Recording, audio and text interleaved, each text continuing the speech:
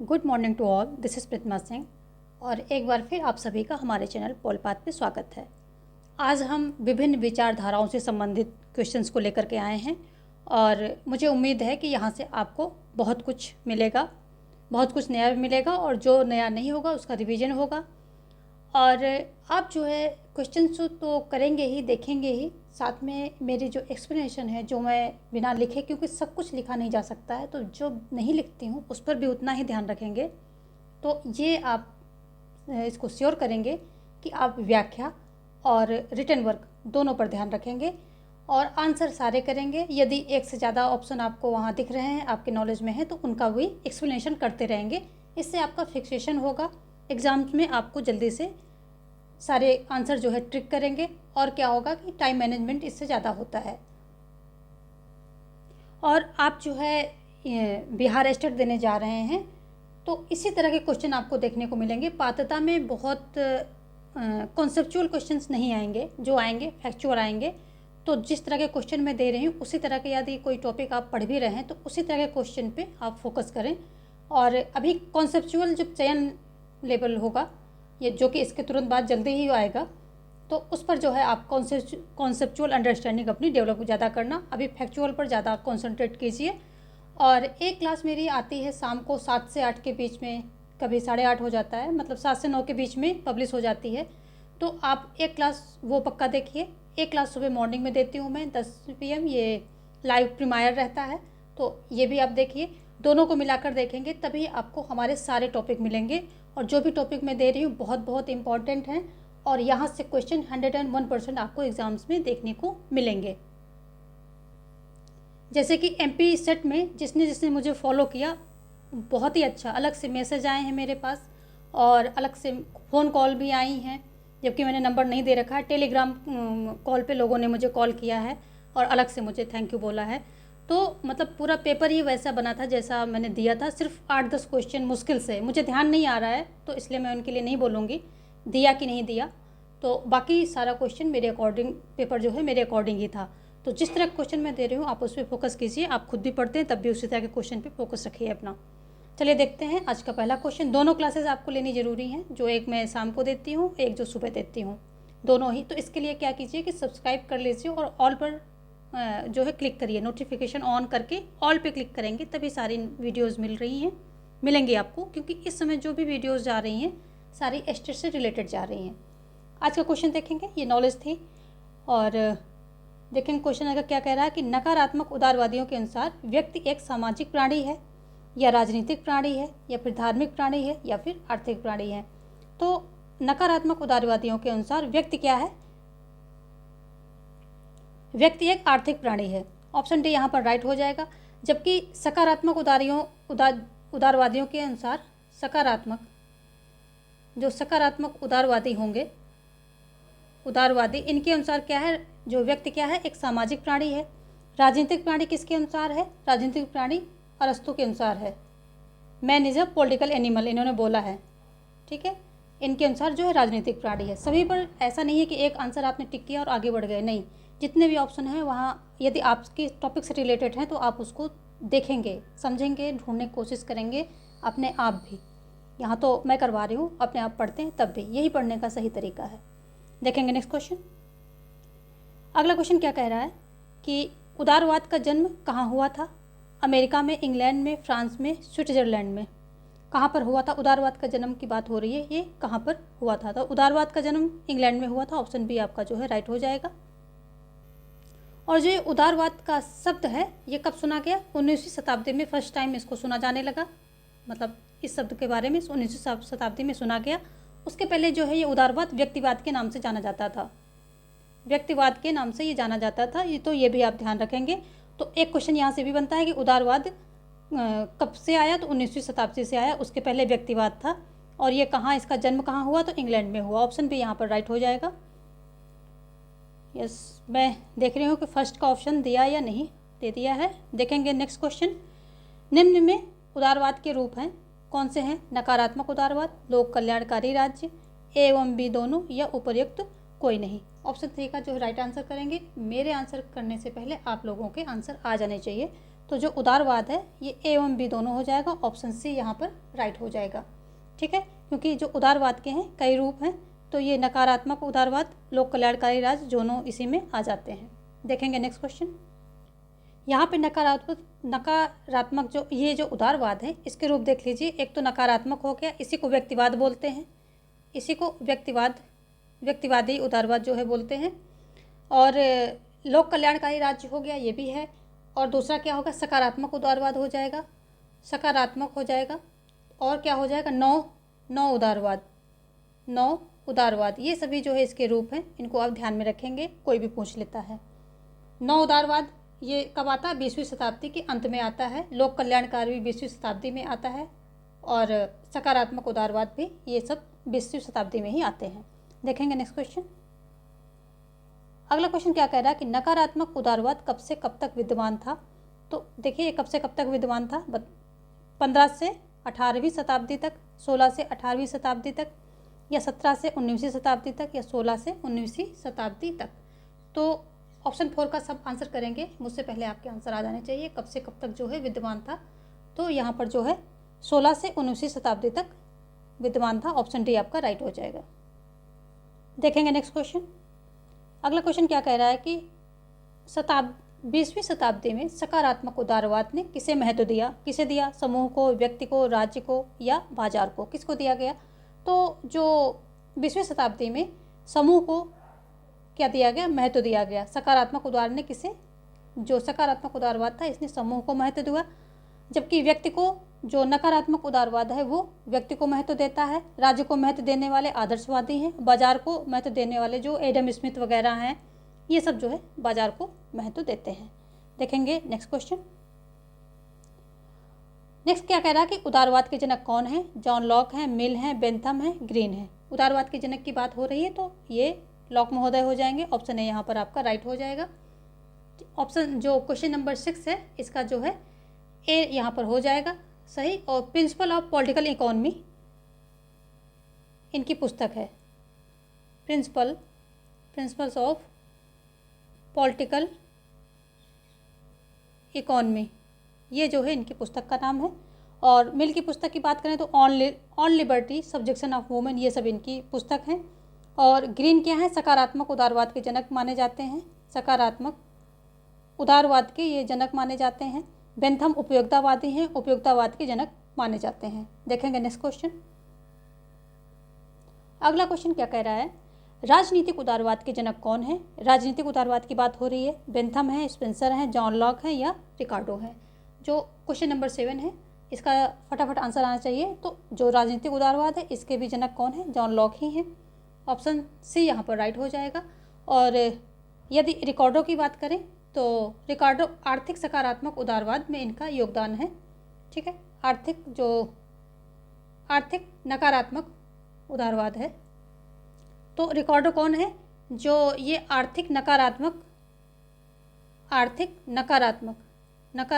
उदारवाद है, इसके क्या है, समर्थक हैं। और आर्थिक नकारात्मक उदारवाद के जनक कौन है, यदि बात करें इसके जनक कौन है तो एडम स्मिथ हैं।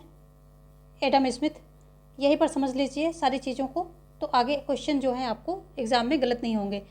आर्थिक जो नकारात्मक उदारवाद है तो इसका क्या है, जनक है एडम स्मिथ, उदारवाद जनक है एडम स्मिथ। माल्थस हैं, माल्थस ने इसको फिर आगे बढ़ाया, इसके बाद जो है इसका जिम्मेदारी माल्थस लेते हैं, माल्थस ने इसको आगे बढ़ाया।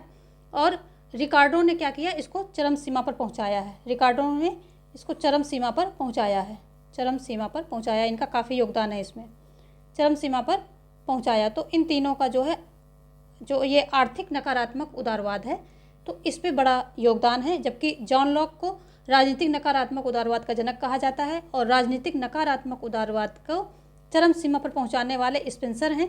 इन्होंने जो है वैज्ञानिक व्यक्तिवाद का इन्होंने जो है सिद्धांत दिया है। और योग्यतम की उत्तरजीविता ये भी इन्हीं से संबंधित है। वैज्ञानिक व्यक्तिवाद के जनक ही बोले जाते हैं, और योग्यतम की उत्तरजीविता इनसे संबंधित है। ठीक है, और यदि बात करें राजनीतिक उदारवाद, जो राजनीतिक नकारात्मक उदारवाद है, इसके जनक जॉन लॉक हैं, बेंथम ने इसको आगे बढ़ाया, स्पेंसर जो है इसको चरम सीमा पर स्पेंसर पहुंचाया है।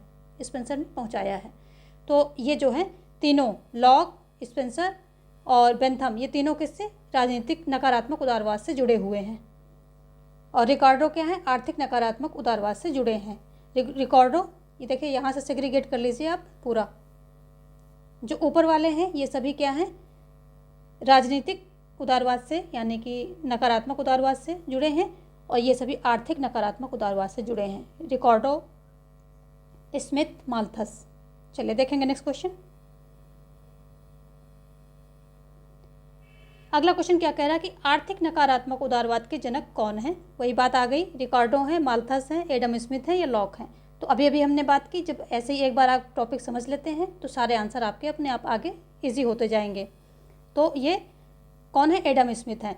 एडम स्मिथ ने इसके ये जो है जनक हैं, इन्होंने आगे बढ़ाया और रिकार्डो ने इसको चरम सीमा पर पहुंचाया है। लॉक क्या है, जो राजनीतिक नकारात्मक उदारवाद है उसके जनक हैं। देखेंगे नेक्स्ट क्वेश्चन।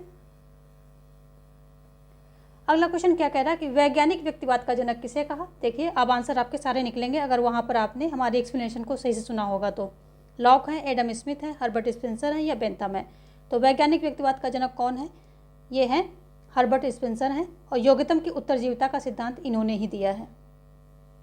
देखेंगे next question. Wealth of nation किसकी पुस्तक है।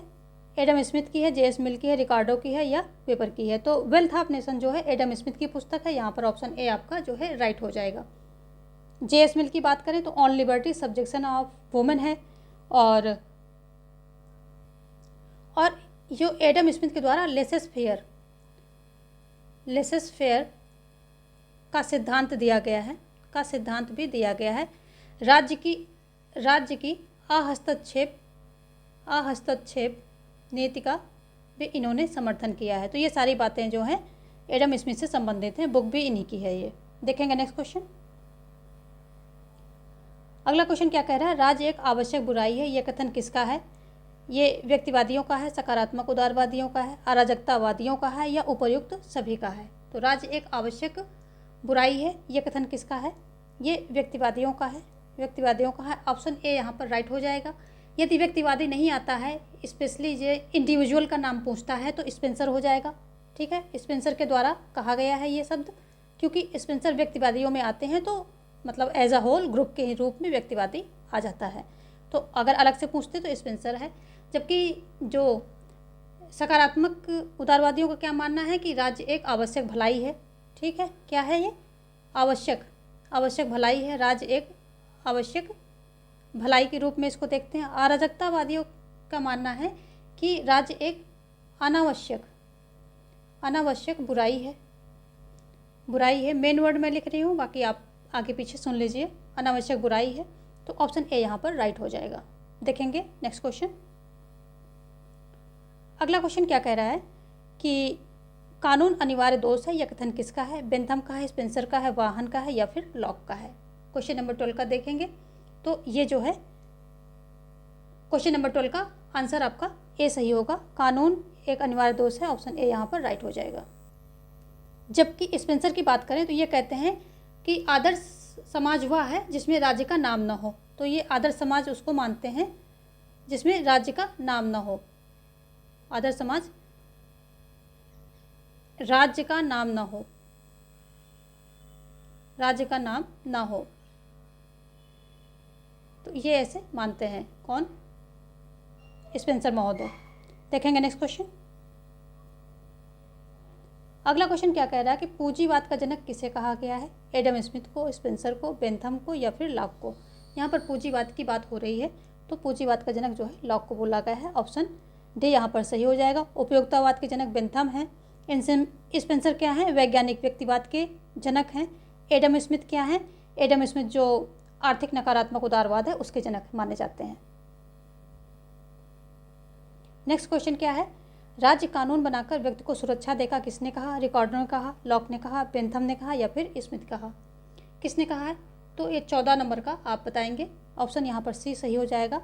राज्य कानून बनाकर व्यक्ति को सुरक्षा देगा, ये बेंथम का मानना है। बेंथम स्वतंत्रता को उतनी महत्व नहीं देते हैं जितनी की सुरक्षा को देते हैं, जबकि इनके जो शिष्य मिल हैं वो सुरक्षा को, स्वतंत्रता को ज़्यादा महत्व देते हैं। ठीक है, यहाँ पर राइट हो जाएगा। देखेंगे नेक्स्ट क्वेश्चन। लॉक की, रिकॉर्डर की, स्मिथ की बात हमने कर ही ली है, तो इसको आप ध्यान में रखेंगे और जो नए ऑप्शन आएंगे उस पर डिस्कस करेंगे। नेक्स्ट क्या है, प्रत्येक व्यक्ति को कुछ जन्मजात अधिकार प्राप्त हैं और ये सभी व्यक्तियों को समान रूप से प्राप्त हैं। किसने कहा? लॉक ने कहा, मिल ने कहा, या फिर कांट ने कहा, या फिर ये कहने वाले ग्रीन है। तो ये कहा गया है लॉक के द्वारा। लॉक को लॉक कीजिए, ऑप्शन ए यहाँ पर राइट हो जाएगा। ठीक है, और जो इन्होंने प्राकृतिक अधिकारों जो है प्राकृतिक अधिकार कुछ बताए हैं, कौन कौन से? स्वतंत्रता और जीवन स्वतंत्रता और संपत्ति का अधिकार इन्होंने दिया है प्राकृतिक अधिकारों के अंतर्गत, और ये प्राकृतिक अधिकारों के भी जनक कहलाए जाते हैं। ठीक है, और जो 3 अधिकार दिए हैं, स्वतंत्रता, जीवन और संपत्ति, तो इसमें संपत्ति के अधिकार को इन्होंने सबसे ज़्यादा महत्व दिया है। इसीलिए वाहन महोदय कहते हैं कि जो ये इनका लॉक का दर्शन है, इसका उद्देश्य है मनुष्य जो इसकी संपत्ति की सुरक्षा करना, इसका उद्देश्य है। ऐसा जो है वाहन महोदय इनकी आलोचना करते हुए कहते हैं। मिल को हमने डिस्कस कर ही लिया है कई बार। ये स्वतंत्रता के प्रबल समर्थक हैं और इनकी ऑन लिबर्टी इनकी पुस्तक है, इसी में अपने स्वतंत्रता संबंधी इन्होंने विचार दिए हैं। कांट आदर्शवादी हैं, ग्रीन सकारात्मक उदारवाद के जनक कहलाए जाते हैं। कांट ने क्या किया है? नैतिक अधिकारों का जो है सिद्धांत इन्होंने दिया है। नैतिक अधिकारों का सिद्धांत इन्होंने दिया है। ऑप्शन यहाँ पर ए राइट हो जाएगा। देखेंगे हम नेक्स्ट क्वेश्चन। अगला क्वेश्चन क्या कह रहा है कि प्रतिनिधि लोकतंत्र का जनक किसे कहा जाता है? बेंथम को, मिल को, कांट को, या फिर रूसो को? तो देखो, प्रतिनिधि लोकतंत्र का जनक कहा जाता है बेंथम महोदय को, तो ऑप्शन ए यहाँ पर सही हो जाएगा। जबकि रूसो जो है प्रत्यक्ष लोकतंत्र के समर्थक माने जाते हैं। चलिए देखेंगे नेक्स्ट क्वेश्चन। अगला क्वेश्चन क्या है कि मैन वर्सेस स्टेट किसकी पुस्तक है?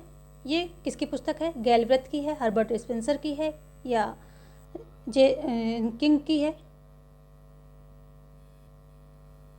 किन्स होगा यहाँ पर, किन्स की है, या फिर जो है मिल की है? किसकी है?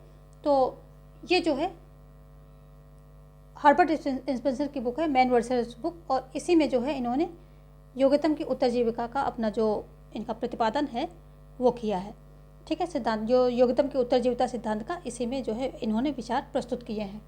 गैलब्रेथ की बात करें तो इनकी बुक कौन सी है? इंडस्ट्रियल स्टेट है। गैलब्रेथ क्या है इनकी? इंडस्ट्रियल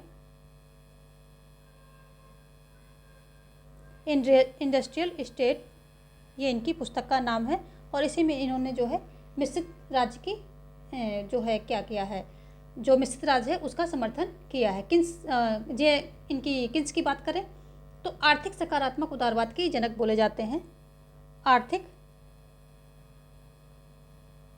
आर्थिक सकारात्मक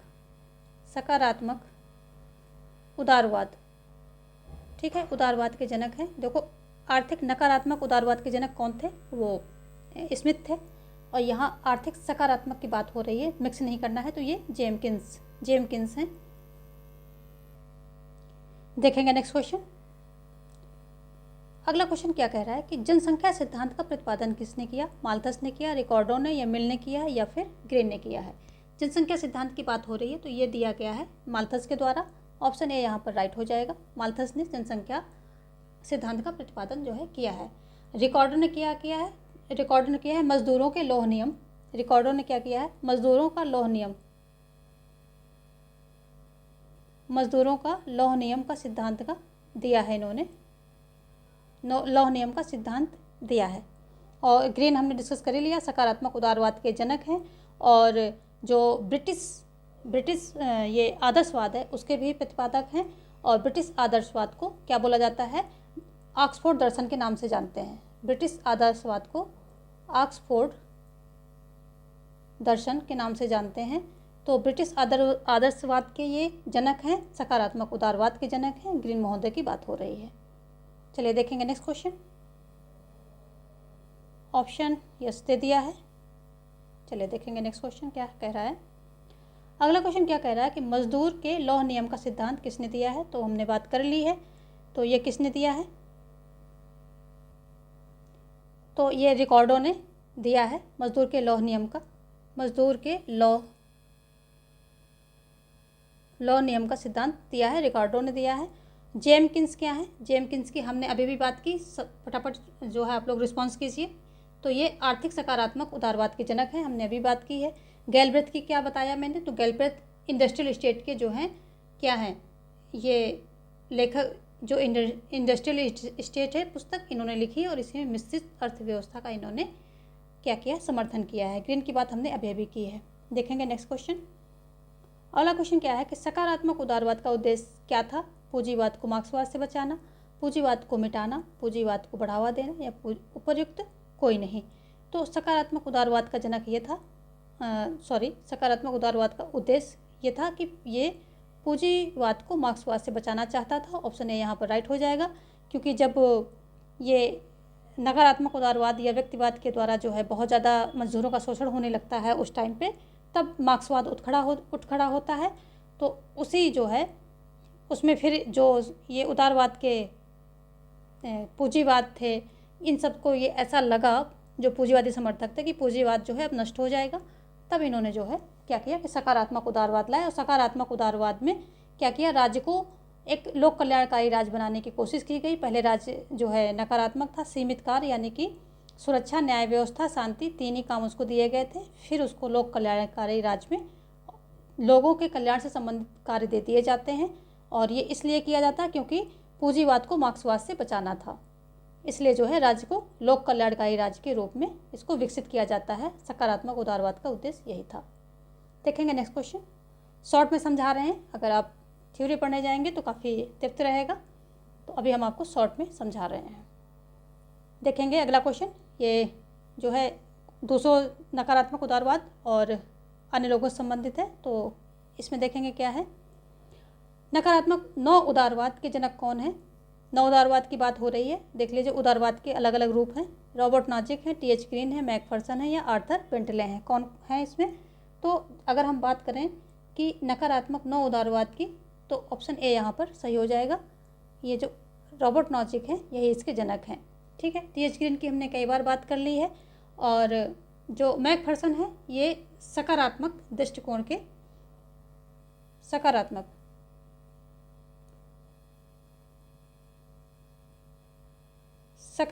9 उदारवाद के सकारात्मक दृष्टिकोण के जो हैं समर्थक हैं, बल्कि इनको जनक कह लीजिए। और आर्थर बेंटले हैं, इनकी जो है प्रोसेस ऑफ गवर्नमेंट इनकी पुस्तक है, प्रोसेस ऑफ गवर्नमेंट ये इनकी पुस्तक है। और इसी में इन्होंने जो है समूह को काफ़ी महत्व दिया है। देखेंगे नेक्स्ट क्वेश्चन। अगला क्वेश्चन क्या कह रहा है कि 9 उदारवाद को किन नामों से जाना जाता है? समकालीन उदारवाद, इच्छा स्वातंत्रवाद या एवं बी दोनों या उपयुक्त कोई नहीं।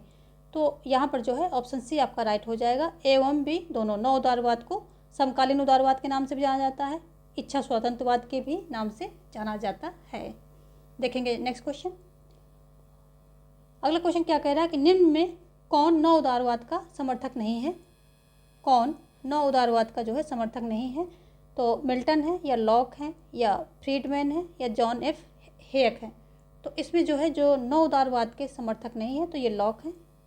लॉक जो है ये 9 उदारवाद के समर्थक नहीं है। 9 उदारवाद के समर्थकों में मिल्टन हो जाएंगे, फ्रीडमैन हो जाएंगे, हेयक हो जाएंगे और आइजैक बर्लिन हो जाएंगे, आइजा बर्लिन। ये सब जो है 9 उदारवाद के समर्थकों में आ जाएंगे। लॉक जो है क्या है? ये उदारवाद के जनक है, ना कि 9 उदारवाद के। देखेंगे नेक्स्ट क्वेश्चन क्या कह रहा है कि किसने राज्य को रात्रि प्रहरी माना है? किसने? मैकफर्सन ने, आइजा बर्लिन ने, नॉजिक ने या फ्रीडमैन ने? किसके द्वारा जो है इनको माना गया है? तो ऑप्शन सी यहाँ पर राइट हो जाएगा, नॉजिक ने। नॉजिक ने राज्य को रात्रि प्रहरी माना है। यहाँ पर जो आइजैक बर्लिन है, आइजा बर्लिन जिसको कहते हैं आप लोग, तो इनको जो है, जो आइजा बर्लिन है, इन्होंने स्वतंत्रता को 2 घटकों में विभाजित किया है। 2 घटकों में विभाजित किया है। कौन से में? नकारात्मक और सकारात्मक। नकारात्मक और सकारात्मक स्वतंत्रता 2 घटकों में विभाजित किया है। और ये नकारात्मक के समर्थक हैं। ठीक है, नकारात्मक के समर्थक हैं। और इन्होंने 4 वर्सेस ऑन लिबर्टी इनकी पुस्तक है। देखेंगे नेक्स्ट क्वेश्चन। अगला क्वेश्चन क्या कह रहा है कि लोक कल्याणकारी राज्य समर्थन करता है मिश्रित राज्य का, पूंजीवाद का, साम्यवाद का या उपर्युक्त सभी। लोक कल्याणकारी राज्य की बात हो रही है, तो यहाँ पर जो है ये मिश्रित राज्य का समर्थन करता है। ठीक है, लोक कल्याणकारी मिश्रित राज्य का समर्थन करता है। मिश्रित राज्य में होता क्या है कि सरकारी उद्योग भी इस्टेब्लिश होते हैं और इंडिविजुअल अगर चाहे तो वो भी अपने उद्योग इस्टेब्लिश कर सकता है। इंडिविजुअल जो ये प्राइवेट होते हैं वो उसका ओनर इंडिविजुअल होता है जो भी इस्टेब्लिश करे, और सरकारी का ओनर जो है सरकार होती है, राज्य होता है। चलिए देखेंगे नेक्स्ट क्वेश्चन हम। अगला क्वेश्चन क्या कह रहा है कि लोक कल्याणकारी राज्य के जनक कौन है? लास्की हैं, ग्रीन है, कांट है या फ्रीडमैन है? तो लोक कल्याणकारी राज्य के जनक लास्की महोदय हैं। ऑप्शन ए यहाँ पर राइट हो जाएगा। जबकि यदि हम बात करें ग्रीन की तो ये ग्रीन जो हैं ये लोक कल्याणकारी राज्य के पूर्व सूचक माने जाते हैं, पूर्व सूचक माने जाते हैं। ठीक है, कांट क्या है? ये कांट जो है आदर्शवादी हैं। ठीक है, और नैतिक अधिकारों का सिद्धांत इन्होंने दिया है। अधिकारों के जो नैतिक अधिकार है उसका सिद्धांत इन्होंने दिया है। और ये फ्रीडमैन क्या है? नौ उदारवादी हैं, यानी कि नौ उदारवाद के समर्थक हैं। देखेंगे नेक्स्ट क्वेश्चन।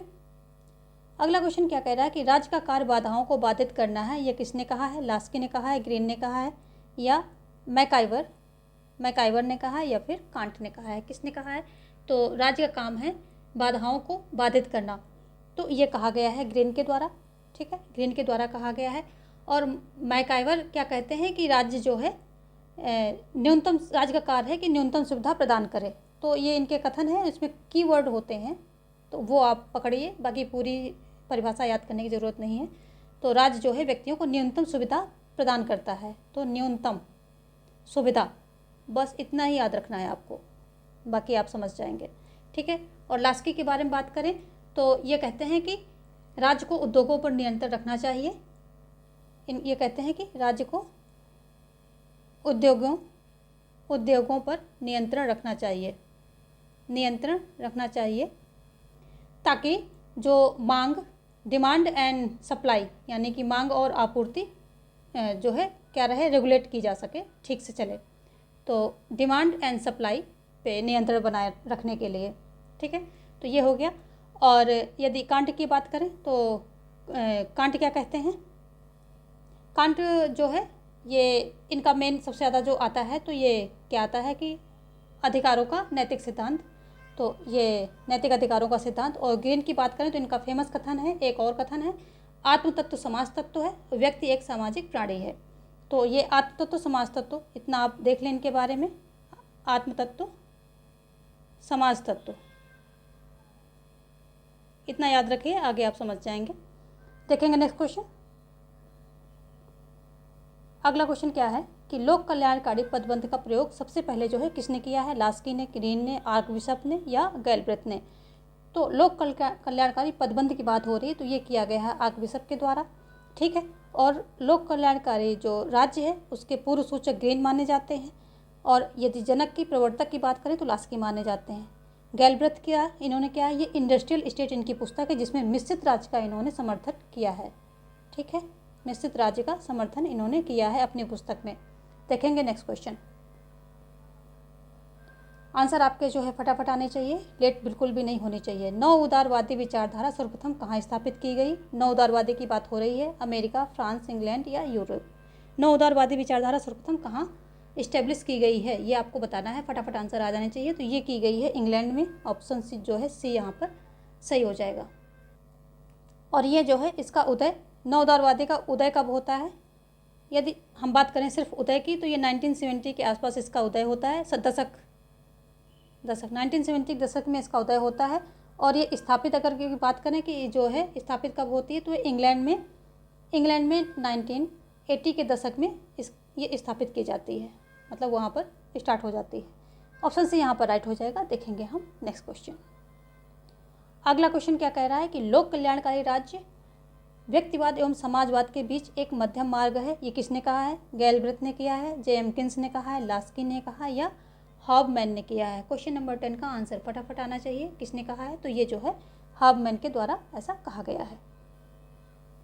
देखेंगे नेक्स्ट क्वेश्चन क्या कह रहा है। नेक्स्ट क्वेश्चन क्या कह रहा है कि लोक कल्याणकारी राज्य के गठन के लिए आयोग किसकी अध्यक्षता में गठन किया गया? तो जो लोक कल्याणकारी राज्य किसकी अध्यक्षता में इस लोक कल्याणकारी राज्य पे कार्य करने के लिए जो आयोग बना था उसमें अध्यक्षता किसने की थी पूछ रहा है। क्लेमेंट एटली ने, विलियम वेब्रिज ने, या कांट ने, या मैकफर्सन ने। तो जो ये आयोग था ये विलियम वेब्रिज की अध्यक्षता में गठित किया गया था और क्लेमेंट एटली उस समय पीएम थे। ये उस समय पीएम थे, कहाँ पर, इंग्लैंड में, ठीक है।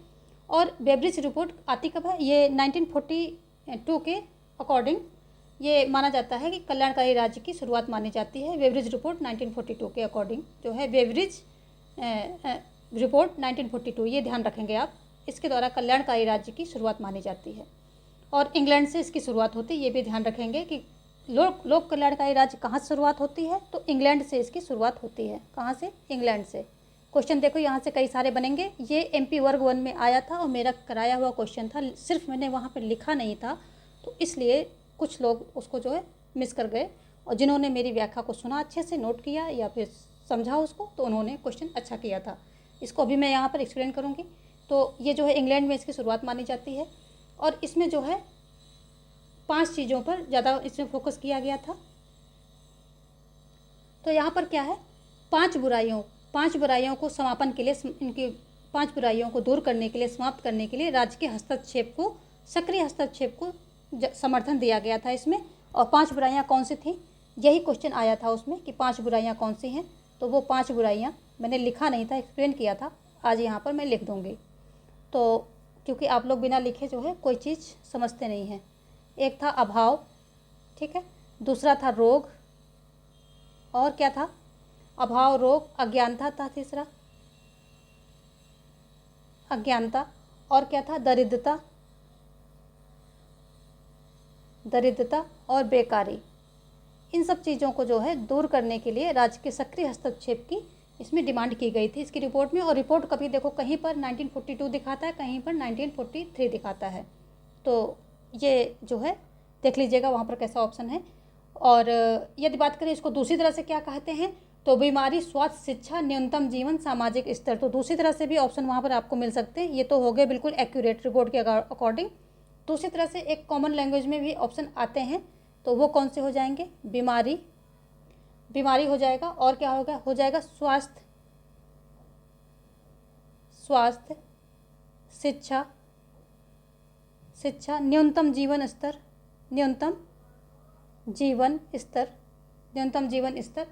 और क्या था, सामाजिक सुरक्षा।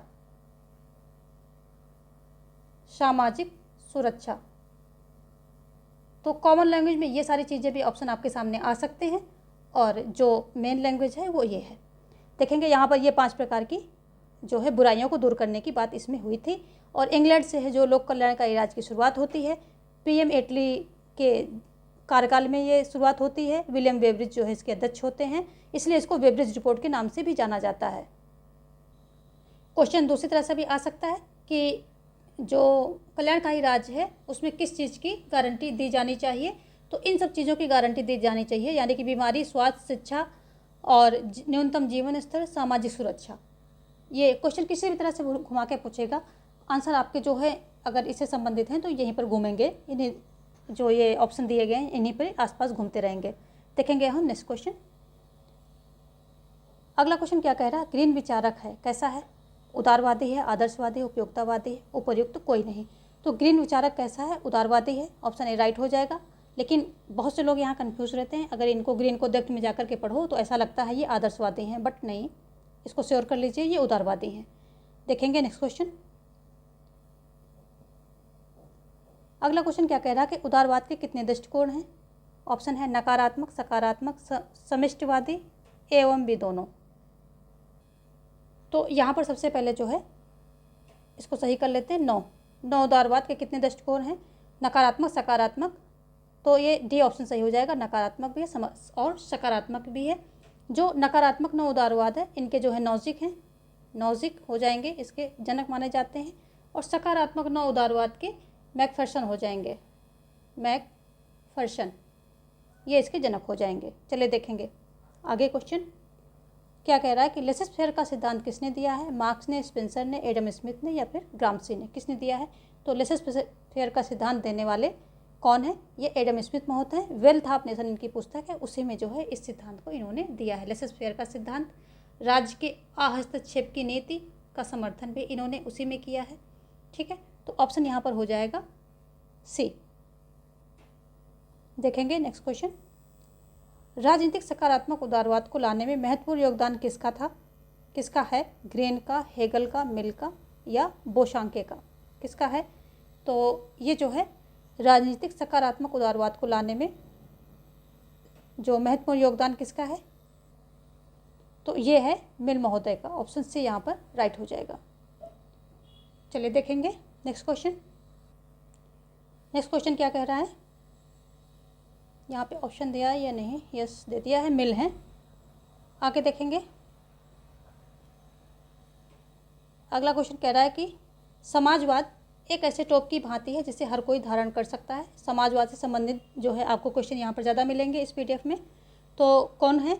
रैमजे मेयर हैं, सीएम जोड हैं, कार्ल मार्क्स हैं, उपयुक्त कोई नहीं। समाजवाद एक ऐसे टॉप की भांति है जिसे हर कोई धारण कर सकता है, तो ये जो है सीएम जोड के द्वारा कहा गया है। ऑप्शन बी यहाँ पर राइट हो जाएगा। ठीक है, जोड और टॉप इसको थोड़ा सा आप एक राइम जैसा बना करके कर सकते हैं। और रैमजे मेयर क्या कहते हैं? रैमजे मेयर कहते हैं समाजवाद एक गिरगिट की भांति रंग बदलता रहता है। तो क्या कहते हैं? समाजवाद क्या है? समाजवाद से संबंधित सबकी बातें हो रही हैं, तो समाजवाद क्या है? गिरगिट की भांति रंग बदलता है। गिरगिट की भांति रंग बदलता है, रंग बदलता है, ऐसा ये बोलते हैं। तो गिरगिट यहाँ रंग की बात हो रही है, और रैमजे मेयर ये अगर इसको मोर कर देंगे थोड़ा सा अपनी सोच में, ठीक है, तो क्या हो जाएगा? मोर में भी रंग है और गिरगिट में भी रंग है, तो ये सब रंग रंग की बातें हो रही हैं। तो रैमजे मेयर जो है गिरगिट की भांति रंग बदलता है, समाजवाद ऐसा कहते हैं। तो आप इससे इसको रिलेट कर सकते हैं, और इसी तरह से जो सेंटेंसेस हैं इसी तरह से रिलेट करने पड़ते हैं। मार्क्स कहते हैं धर्म अफीम की गोली है, इनका ये फेमस कथन है, धर्म अफीम की गोली है। और क्या कहते हैं दूसरा? मज़दूरों का कोई देश नहीं होता है, मज़दूरों जो है मतलब उनको आह्वान करते हैं आइए क्रांति कीजिए, खोने के लिए बेड़ियां हैं, पाने के लिए संसार पड़ा है। ये सारे इनके फेमस कथन हैं जो कि हमने आपको शॉर्ट में बताए हैं। चलिए देखेंगे नेक्स्ट क्वेश्चन।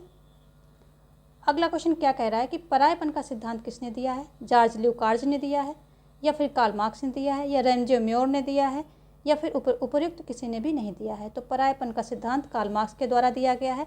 पहले ये भी क्वेश्चन आता है कि कार्ल मार्क्स से पहले किसके नाम पे था? तो जॉर्ज ल्यूकार्ज के नाम पे था। बट जैसे ही इनकी पुस्तक आती है, कौन सी पुस्तक? Economy and philosophy and manuscript, economy and philosophy, economy and philosophy end of manuscript जो इनकी पुस्तक आती है, उसी में जो है पता चलता है कि जॉर्ज ल्यूकार्ज से पहले ये सिद्धांत जो है मार्क्स ने प्रतिपादित कर दिया था। तो उसके बाद फिर जो है ये मार्क्स के नाम पे हो जाता है। इस पुस्तक में जो है इन्होंने परायपन का सिद्धांत दिया है। तो यहाँ से 2-3 क्वेश्चन बनते हैं। परायपन का सिद्धांत इनका है, पहले किसके था? जॉर्ज ल्यूकार्ज के नाम पे था। किस बुक में दिया गया है? इसमें दिया गया है। देखेंगे नेक्स्ट क्वेश्चन। अगला क्वेश्चन क्या है? मार्क्सवाद को किसने अवैध एवं विद्रोही संतान बताया है? कार्ल पॉपर ने बताया है, एक्टन ने किया, जॉर्ज ल्यूकार्ज ने, या ग्राम्सी ने? तो किसने जो है अवैध एवं विद्रोही संतान किसने कहा है? तो पापड़ ने जो है ऐसा बोला है। ऑप्शन ए यहाँ पर राइट हो जाएगा। ठीक है, जबकि एक्टन कहते हैं कि मार्क्सवाद अपने युग का भ्रम है। ये एक्टन क्या कहते हैं कि मार्क्सवाद अपने युग का भ्रम है। जॉर्ज ल्यूकार्ज के नाम पे परायपन का सिद्धांत था, पहले था, मार्क्स से पहले था। और ग्राम्सी मार्क्सवादी संशोधनवादी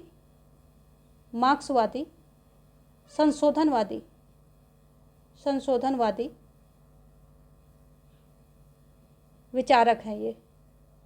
ये भी ध्यान रखेंगे, ये ग्राम्सी की बात हो रही है। देखेंगे नेक्स्ट क्वेश्चन। अगला क्वेश्चन क्या है? जड़ पूजा का सिद्धांत किससे संबंधित है? तो जड़ पूजा का सिद्धांत जो है किससे? मार्क्स से संबंधित है। ऑप्शन ए यहाँ पर राइट हो जाएगा। नेक्स्ट क्या है? काल्पनिक समाजवाद के जनक कौन है? तो काल्पनिक समाजवाद के जनक हैं, आपके आंसर फटाफट आने चाहिए, रॉबर्ट ओवन है काल्पनिक समाजवाद के जनक। जबकि मार्क्स क्या है? वैज्ञानिक समाजवाद के जनक हैं, वैज्ञानिक समाजवाद के जनक हैं ये मार्क्स महोदय। ग्राम्सी क्या है? मार्क्सवादी संशोधनवादी विचारक हैं। ठीक है, और सास थियोडोर की बात करें तो फ्रैंकफर्ट स्कूल के प्रतिपादक हैं। सास थियोडोर क्या है? जो फ्रैंकफर्ट स्कूल है, फ्रैंकफर्ट स्कूल, इसके जो है क्या है? प्रतिपादक हैं, जनक हैं, जो भी कह लें आप, सास थियोडोर हैं। देखेंगे नेक्स्ट क्वेश्चन, यहाँ पर ऑप्शन सी राइट हो रहा है। नेक्स्ट क्वेश्चन क्या कह रहा है कि इनमें से कौन सी बात परायेपन के सिद्धांत के अनुसार सही नहीं है, नहीं पूछ रहा है। तो प्रकृति, जो व्यक्ति प्रकृति से कट गया है, व्यक्ति अपने आप से कट गया है, व्यक्ति संपत्ति से कट गया है, व्यक्ति समाज से कट गया है। तो इसमें जो है ऑप्शन सी यहाँ पर इसके अकॉर्डिंग नहीं है, व्यक्ति संपत्ति से कट गया है। और जो परायेपन का सिद्धांत है इसमें 4 बातें मेन कही जाती हैं। व्यक्ति प्रकृति से कट गया है, अपने आप से कट गया है, और परिवार से कट गया है, परिवार से कट गया है, ठीक है, परिवार से कट गया, और कहाँ से कट गया, समाज से कट गया। ये जो है इन्होंने परायेपन के सिद्धांत में ये 4 बातें कही हैं। तो ऑप्शन सी यहाँ पर राइट नहीं होगा, बाकी सभी राइट हैं। नेक्स्ट है एक कदम पीछे 2 कदम आगे, किसका कथन है? तो ये जो है लेनिन का कथन है। ऑप्शन डी यहाँ पर राइट हो जाएगा। ये सभी जो है मार्क्सवादी हैं। लेनिन क्या है, जब लेनिन की मृत्यु हो जाती है, कब होती है? 1924 में इनकी मृत्यु हो जाती है। तो ट्राटस्की और स्टालिन दोनों जो हैं इनकी मतलब एक प्रकार से दावेदार बनते हैं, जिसमें कि स्टालिन को सत्ता मिलती है। स्टालिन कहते हैं, क्या कहते हैं कि जो है एक देश में समाजवाद का नारा स्टालिन देते हैं। और ट्राटस्की क्या कहते हैं, ये कहते हैं कि जो है निरंतर क्रांति का नारा देते हैं। और मार्क्स कहते हैं धर्म अफीम की गोली है, मजदूरों का कोई देश नहीं होता। मार्क्स के तो काफ़ी फेमस कथन हैं, वो आप सभी सारे कथनों को एक बार देख लेंगे, और ये अलग से भी हैं तो आपको पहचान में भी आ जाएंगे। नेक्स्ट क्या है, लेनिन ने किस पत्र का संपादन किया? रेहनिस टाइम्स का, यंग हेगेलियन का, इस्तारा का, या उपर्युक्त सभी? तो लेनिन के द्वारा जो है इस्तारा का प्रतिपादन किया गया था, और ये बोल्शेविक दल के द्वारा ये निकाली जाती थी, क्योंकि बोल्शेविक दल के द्वारा ही रूसी क्रांति लाई गई थी। तो बोल्शेविक दल के द्वारा ये पत्रिका निकाली गई थी, लेनिन के द्वारा इसका संपादन किया जाता था, ठीक है। और रेनिस टाइम की बात करें तो इसका जो है ये हेगल के विचारों को प्रचार प्रसार करने के लिए ये पत्रिका थी। और जो है मार्क्स जो है अपनी पढ़ाई पूरी करने के बाद इसके संपादक बने थे, प्रधान संपादक के पद पे काम किया था। यंग हेगेलियन संस्था थी जिसके द्वारा ये पत्रिका निकाली जाती थी, ठीक है। और हेगल के विचारों को प्रचार प्रसार करने के लिए यंग हेगेलियन एक संस्था थी। तो सारी बातें आपको यहाँ पर 3 ऑप्शन देख लिए। चलते हैं नेक्स्ट क्वेश्चन में। और नेक्स्ट क्वेश्चन क्या कह रहा है कि लेनिन की पुस्तक है, कौन सी है? State and revolution, principle of political economy, value price and profit, communist manifesto. तो लेनिन की पुस्तक की बात हो रही है तो ये हो जाएगा state and revolution, option A यहाँ पर राइट हो जाएगा। जबकि प्रिंसिपल ऑफ पॉलिटिकल इकोनॉमी ये मिल की पुस्तक है, ये मिल की है। और value price and profit and communist manifesto ये दोनों जो है किसकी हैं? मार्क्स की हैं, मार्क्स की हैं। देखेंगे नेक्स्ट क्वेश्चन। अगला क्वेश्चन क्या कह रहा है कि राज्य वर्ग संघर्ष की असाध्य अभिव्यक्ति है, यह कथन किसने कहा है? तो ये कथन जो है यहाँ पर ऑप्शन है आपके सामने, लेनिन, मार्क्स, स्टालिन, एंजल्स। तो ये कथन जो है लेनिन के द्वारा कहा गया है। इन सब के स्टालिन के बारे में हमने बात कर ही ली है। एंड जो एंजल्स हैं ये मार्क्स के फ्रेंड हैं, और इनके जो विचारों में, इनके कार्यों में बहुत इन्होंने बराबर कंधे से कंधा मिलाकर इनका सहयोग किया था। देखेंगे नेक्स्ट क्वेश्चन। अगला क्वेश्चन क्या कह रहा है कि सर्वहारा वर्ग की विचारधारा का समर्थन किसने किया है?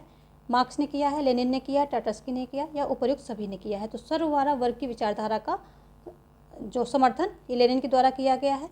लेनिन के अकॉर्डिंग सर्वहारा वर्ग की भी विचारधारा होनी चाहिए, क्योंकि विचारधारा का काफ़ी ज़्यादा रोल होता है अपना प्रभुत्व और प्रभुत्व बनाने में, डोमिनेशन में जो है काफ़ी ज़्यादा महत्व होता है विचारधारा का। इसलिए जो है सर्वहारा वर्ग की विचारधारा का भी, सर्वहारा वर्ग की भी एक विचारधारा होनी चाहिए, ऐसा लेनिन मानते हैं। देखेंगे नेक्स्ट क्वेश्चन। रूसी क्रांति कब हुई? नेक्स्ट क्वेश्चन क्या कह रहा है कि रूसी क्रांति कब हुई? तो रूसी क्रांति हुई थी 1917 में, ऑप्शन बी यहाँ पर राइट हो जाएगा। चलिए देखेंगे नेक्स्ट क्वेश्चन। बोल्शेविक दल के द्वारा लाई जाती है और नेतृत्व कौन करते हैं? लेनिन महोदय इसका नेतृत्व करते हैं। देखेंगे अगला क्वेश्चन क्या कह रहा है कि साम्राज्यवाद पूंजीवाद की चरम अवस्था या मरणासन अवस्था है, तो किसका कथन है? तो ये भी जो है लेनिन महोदय का कथन है, ऑप्शन ए यहाँ पर राइट हो जाएगा, ठीक है। ऑप्शन ए यहाँ पर राइट हो जाएगा। देखेंगे हम नेक्स्ट क्वेश्चन। अगला क्या है कि समाजवाद मूलतः एक विचारधारा है, या फिर एक सिद्धांत है, या फिर अधिसंरचना है, या फिर उपर्युक्त सभी है? तो समाजवाद मूलतः क्या है? एक विचारधारा है, ऑप्शन ए यहाँ पर राइट हो जाएगा। चलिए देखेंगे नेक्स्ट क्वेश्चन। नेक्स्ट क्वेश्चन क्या कह रहा है, ग्रामसी के अनुसार आधार को मजबूती प्रदान करता है, कौन प्रदान करता है? अधिसंरचना, बल प्रयोग मूलक अधिसंरचना, वैधता मूलक अधिसंरचना, या फिर उपर्युक्त सभी। तो कौन जो है बल इसको जो है मजबूती प्रदान करता है आधार को? तो इसका आंसर निकालने के लिए जो ग्रामसी का विचार है वो पूरा समझना पड़ेगा। फिलहाल आप ऑप्शन यहाँ पर लीजिए पहले आंसर, वैधता मूलक अधिसंरचना। शॉर्ट में इसको समझते हैं कि जो है ग्रामसी ने जो है राज्य को दो भागों में डिवाइड किया था। कैसे किया था? एक तो आधार, दूसरा अधिसंरचना। ठीक है, अधिसंरचना को अगेन इन्होंने दो भागों में डिवाइड किया है। एक जो है कौन सा है? बल प्रयोग मूलक अधिसंरचना, और दूसरा क्या था कि वैधता मूलक अधिसंरचना।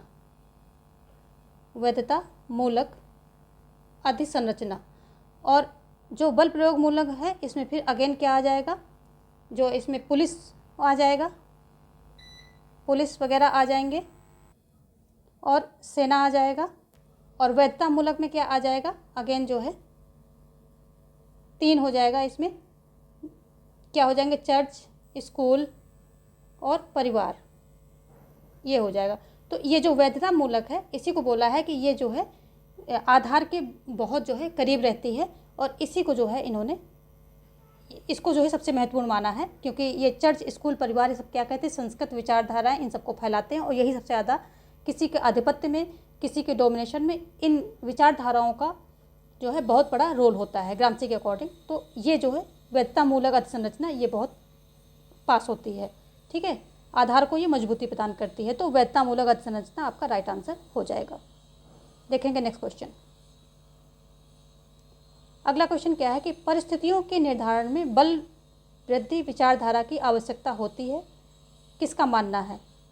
बल बुद्धि, यहाँ पर बुद्धि होगा, बल बुद्धि विचारधारा की आवश्यकता होती है, किसका मानना है? मार्क्स का है, लेनिन का है, ग्रामसी का है, या हैबरमास का है?